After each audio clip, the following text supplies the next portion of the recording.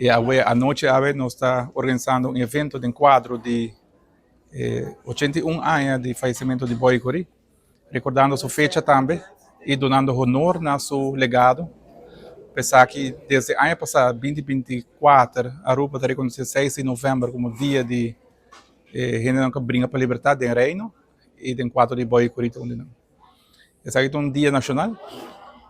E a Archivo está dedicado a um teatro junto com o grupo de teatro de Creative Arts Aruba, onde nós está conta é ultimo carta. E ultimo carta que o Boy Ecuri escreveu nosso maior, que houve tempo para guardar na Holanda, cerca de 10 schouten, tradução de Aruba também, com documentário de Boy Ecuri.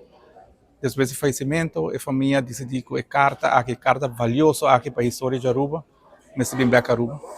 E esse aí, nós temos um ano e nós estamos usando para criar informação e também criar obra teatral, basa de carta. E depois aí, colega de criativo, de artes, teatro, atra obra basa ariba e ultimo carta de Boy Ecuri, que nós apresentamos noite de quadro de 6 de novembro, é dia que nós está recordando.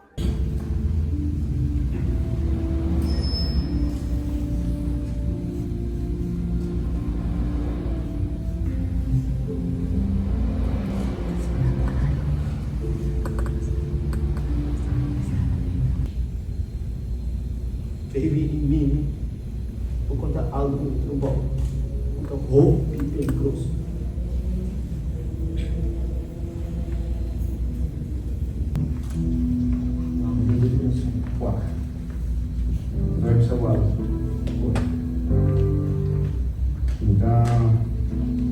Então tem algo,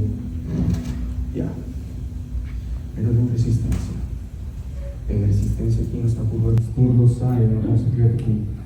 Teatro, to word hasi a noite, play, obra, to word hasi do estudiante nan, que estudia na Creative Arts Aruba, essa é a CAA, nos local de classe nan, na cultura. Nós vamos pedir para interpretar uma versão da vida de Boy Ecuri. E também nós estamos fazendo a noite. Esta uma versão que está mais que nota tem estilo de documentary. Esta mais tem estilo de uma história.